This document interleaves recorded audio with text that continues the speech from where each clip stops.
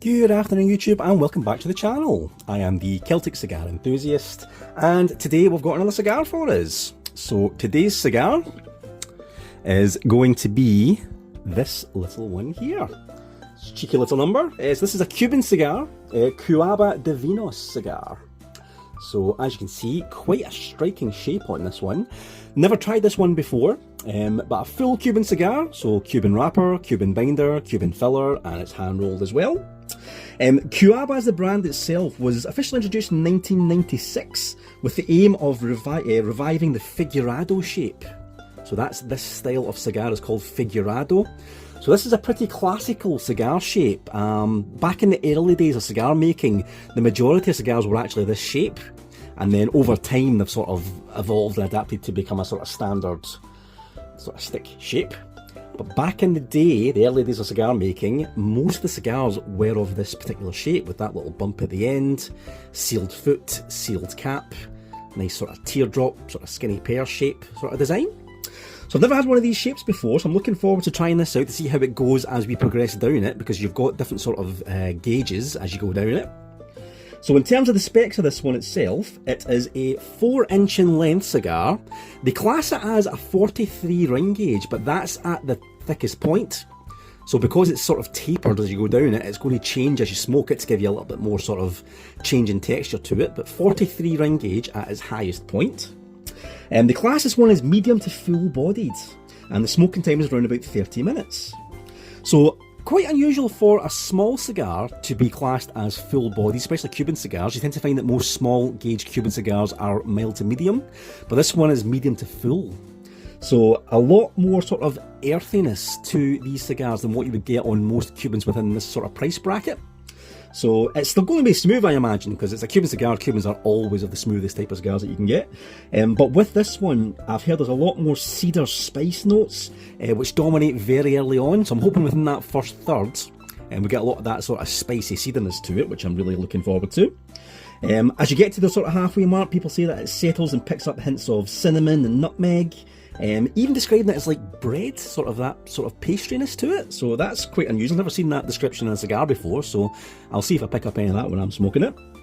And then in the last third, it gets quite spicy and earthy, so quite a lot going on in that small little 4-inch cigar there, so it should be a good one. So as I mentioned, I do have quite a few Cuban cigars, but to date I've been keeping them for special occasions, but I don't know why, because I'm in the UK, I can get Cuban cigars really easily. These ones in particular as well are only around about the £20 British mark, they're not a lot of money to buy. So yeah, I'm going to start smoking some more Cubans on the channel, starting with this one today.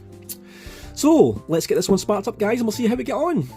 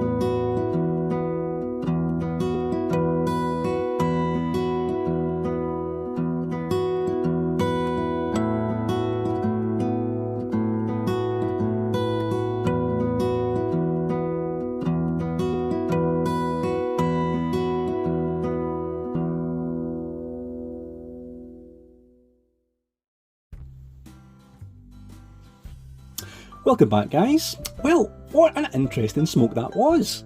Quite a lot to talk about. It was actually a lot more complex than what I was expecting.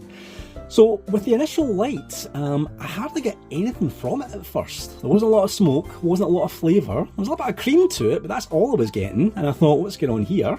But once I got past that initial little tip part that sticks out and got to the actual bump of it, so where it gets to sort of the biggest point, that's when I really started to notice the flavours. So it took a little bit of time to get from the initial light to where I could taste things, but once it reached that big part of the cigar, the bump at the base, the flavours really started to open up on it. So it started getting some leather overtones to it, so a lot of leathery hints to it. There was a lot of oak as well. It was a very woody cigar overall, actually. So it started off slightly sweet in terms of cedar woods, but then quickly changed to an oak sort of overflow sort of taste to it, oak sort of texture. That combined with the leather and hints of pepper, it was quite unusual. Not a bad thing, but it reminded me of a sort of combination of a Cuban and a New World cigar in one.